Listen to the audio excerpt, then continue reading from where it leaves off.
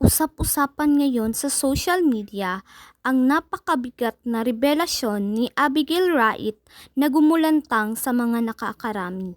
Ito ay nang pumunta siya sa isang sikat na auctioneer na bumibili ng mga vintage at mga lumang mga gamit at ng mga memorabilia o collectibles ng mga sikat na mga artista na si Boss Toyo. Nagbenta lang naman ito ng isang jersey na pag-aari ng sikat na namayapang singer, rapper at host na si Francis Magalona. Nang ipinakita nito ang nakabalot na jersey umano na ibinigay pa mismo ni Francis M sa kanya ng personal, ay kalakip nito ang isang malaking revelasyon. Ito ay tungkol sa totoong pagkatao ni Francis M bago ito pumanaw. Habang ipinapakita nito ang isang jersey sa vlog ng Pinoy Porn Star, may kalakip itong mga larawan na nagpapakita ng umano'y naging relasyon nila ni Francis M bago ito nawala.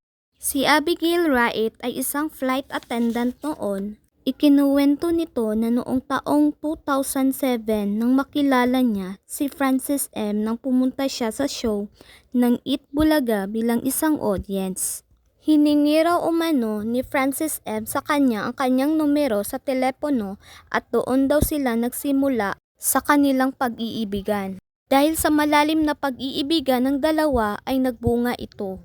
Sa kasagsagan daw umano ng US store ni Francis M kasama ang Eat Bulaga co-stars ay buntis na raw umano si Abigail. Kwento pa nito nang bumisita si Francis M sa kanyang bahay sa Cavite ay nakasuot ito ng jersey. Ang suot na jersey ni Francis M ay ibinigay niya kay Abigail na tinatawag niyang baby mama noon.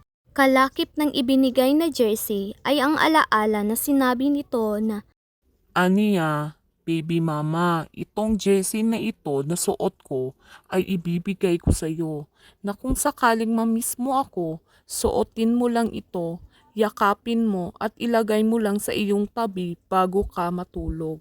nangyari raw umano ito bandang July ng taong 2008 bago ito nagpa-executive check-up.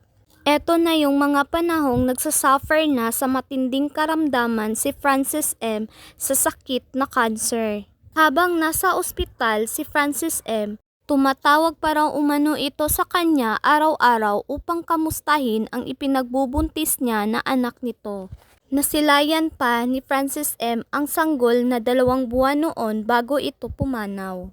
Halos gumuho ang mundo ni Abigail ng panahong namatay si Francis M dahil sa estado ng itinago nilang relasyon noon. 15 years na ang lumipas, ngayon lang isinapubliko ni Abigail ang love child nilang dalawa na pinangalanan ni Francis M na Gail Francesca. Samantala, ang jersey ay naibenta kay Boss Toyo sa halagang 500,000 pesos o kalahating milyon. Matapos silang magtawaran ng Pinoy Porn Star. Matatandaang pumanaw si Francis Magalona noong March 6 ng taong 2009 sa sakit na cancer o acute myeloid leukemia. Kayo mga ka-viral, ano ba ang reaksyon ninyo tungkol sa videong ito?